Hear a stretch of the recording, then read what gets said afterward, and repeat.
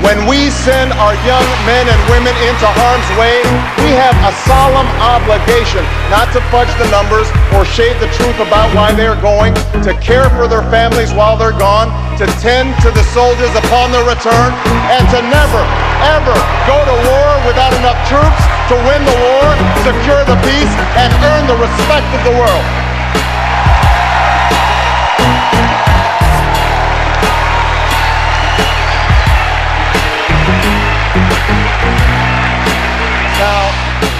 Now let me be clear. Let me be clear. We have real enemies in the world. These enemies must be found, they must be pursued, and they must be defeated. John Kerry knows this, and just as Lieutenant Kerry did not hesitate to risk his life to protect the men who served with him in Vietnam, President Kerry will not hesitate one moment to use our military might to keep America safe and secure. John Kerry believes in America. Thank you. Well, first of all, let me thank Felicitas and Francisco and the wonderful family for not only the great introduction, but their hospitality by the home earlier today. And I want to thank the College of Southern Nevada who is hosting us here today. And I want to thank everybody who's in attendance. We've got some culinary workers in the house. I see a couple of SEIU teachers, homes, and so there's a lot of good friends, and I very much appreciate all of you taking the time to be here. As I said before, I had the privilege of visiting Felicitas and Francisco's home in Las Vegas earlier this morning. Today, John McCain is having a different kind of meeting. He's holding a fundraiser with George Bush behind closed doors in Arizona. No cameras, no reporters, and we all know why. Senator McCain doesn't want to be seen hand in hand with the president whose failed policies he promises to continue for another 4 years. The question for the American people is, do we want to continue George Bush's policies? Because I don't think the American people want to continue the disastrous economic policies that have helped create catastrophes like the housing crisis that we're here to discuss today. I don't think we want to continue a misguided foreign policy and an endless war in Iraq that's cost us thousands of lives and hundreds of billions of dollars while making us less safe and secure. That's the choice in this election.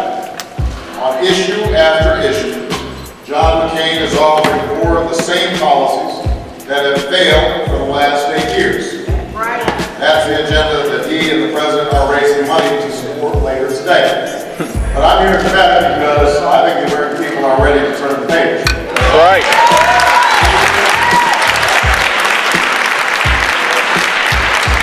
Here today, we see how so many people are fighting for their American dream, for the Las Vegas dream. Because in so many ways, Felicitas and Francisco have lived the American dream. Their story is not one of great wealth or great privilege.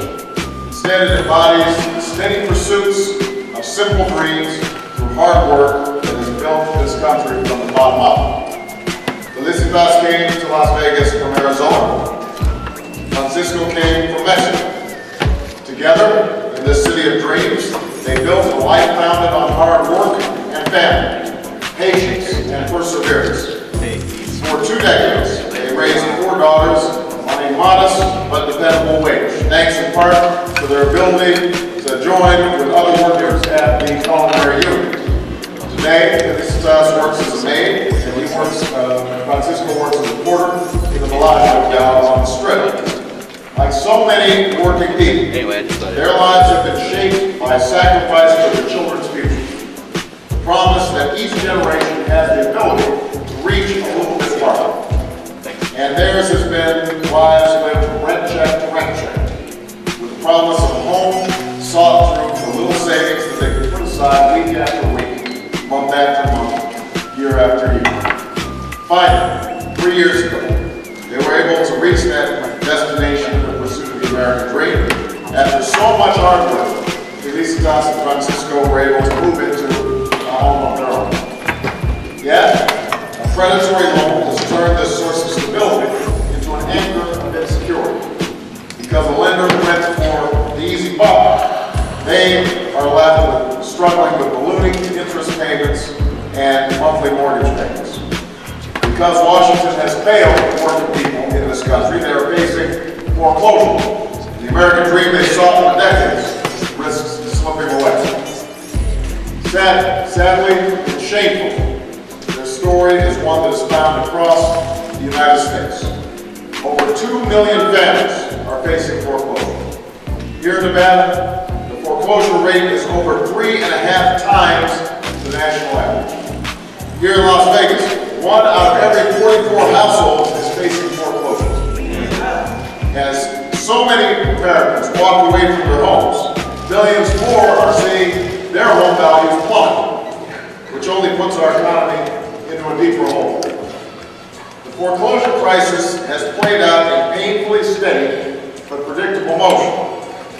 While lenders were taking advantage of folks like Felicitas and Francisco, they were also spending hundreds of millions of dollars lobbying Washington to stay on the sidelines. For President Bush, the answer is to do nothing until the pain out on Main Street trickled up to Wall Street. Then, a few months ago, he rolled out a plan that was too little, too late. Instead of offering meaningful relief, he warned against doing too much. His main proposal for an economy that's leaving working people behind is to give more tax cuts to the wealthiest Americans, even though they don't need them and they weren't even asking. Now, I don't know what George Bush is thinking. I know that John McCain doesn't like to talk about the economy. Earlier in the campaign, he admitted that the issue of economics is not something that I've understood as well as I should. Apparently that hasn't changed since his plan amounts to no more than borrowing ideas from George Bush. For months, John McCain struggled to come up with a real plan to address the housing crisis, even as millions of Americans face the nightmare of not being able to make What was wrong with it the first time? the next payments. It took him 3 tries to come up with the answer for struggling homeowners, and he still came up short. I wish it was. Senator McCain is so out of touch with the struggles of working people that he gave a speech laying out his economic agenda last week, and he couldn't even be bothered to talk about the foreclosure crisis that's put so many families on the brink of financial catastrophe and put our economy on the brink or in recession. We've had enough of the can't do, won't do, and won't even try approach from George Bush and John McCain. We can't afford another president who can't be bothered to stand up for working people. I believe it's time for a change. It's time that Washington went to work for working people, and that's why we're here today.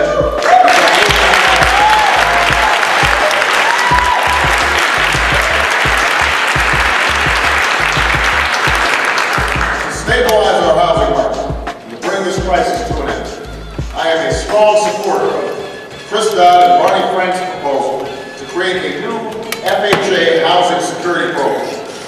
This will provide meaningful incentives for lenders to buy or refinance existing mortgages and to convert them into stable 30-year fixed mortgages. Understand,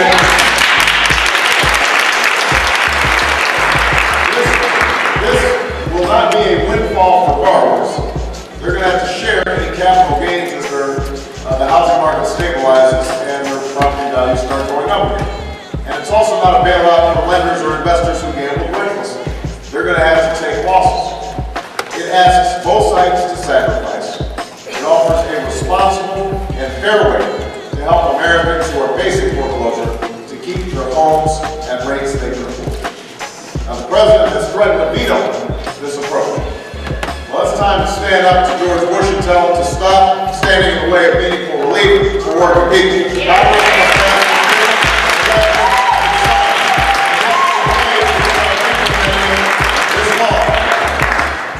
Any longer. It's time for Washington to start acting now.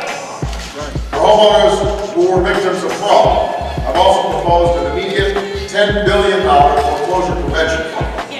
If the government can bail out investment banks on Wall Street, then we can extend the hand.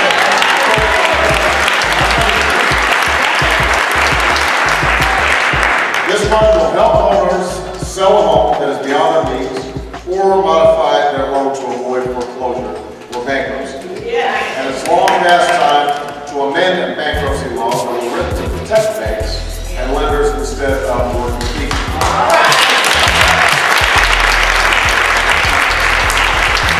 Families should not be forced to stick to the terms of a home loan that was predatory or unfair. It's time to close a loophole that protects special interests while punishing working people. And as president, I'll get tough on enforcement, raise the penalties on lenders who break the rules, and implement a new home score system that will allow consumers to find out more about mortgage offers and whether they're going to be able to make those payments in the first place. We need a housing market that is open and honest and transparent. We need to make sure that home buyers have access to accurate and complete information about their mortgage options. Finally, we need a tax bill that's fair. John McCain is running for a third term of tax cuts that only shift the burden onto working people. That might make sense to Washington lobbyists who run John McCain's campaign, but it won't do anything to help families that are struggling. That's why I'm going to give a tax credit to working people. We'll give homeowners a tax credit that covers 10% of a family's mortgage interest payments. We'll eliminate income taxes for seniors making under $50,000 a year.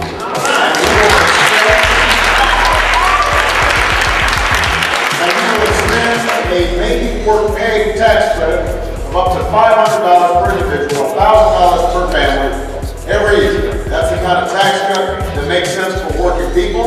And just so you know that we're paying for it, we are going to close some of those tax loopholes and tax havens for corporations. We're going to stop those tax havens for companies that pay those tax rates for hardworking Americans and companies that are investing right here in the United States. For far too long, our policies have been measured by how much sense they make for Wall Street and K Street, and not the difference that they're going to make on Main Street. This election must be our time to stand up and say that those aren't the American values that we believe in.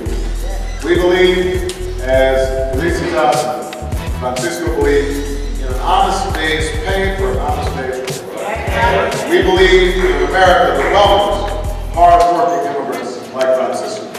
We believe in an America where you can leave your children with a little more opportunity than you can.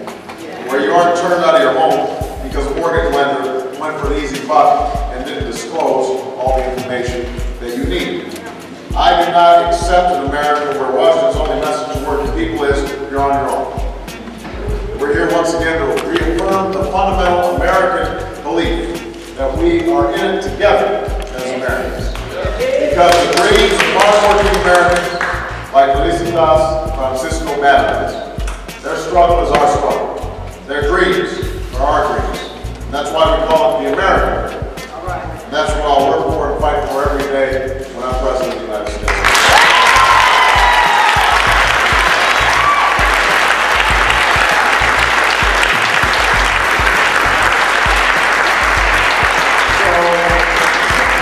We just want to take a little bit of time to talk about this housing issue. Because obviously, Felicitas and Francisco are not the only people affected by it. As I said before, Nevada is all sorts, but I want us to make sure that we're at least focusing sometime on this housing situation, because it's something that has not received enough attention from this administration, and that's something that I intend to change when I'm president. Anybody want to start us off? Hold on one second, let me get you a mic. And introduce yourself if you don't mind. Nice to meet you. My name is Brenda Lee, and my husband and I are no longer in the workforce. He is a Vietnam veteran. He's disabled 100%. I also am also disabled, and we're facing foreclosure. So I want to know what can be done for the people that are no longer in the workforce, that are facing foreclosure. We have no. How can the taxes benefit us?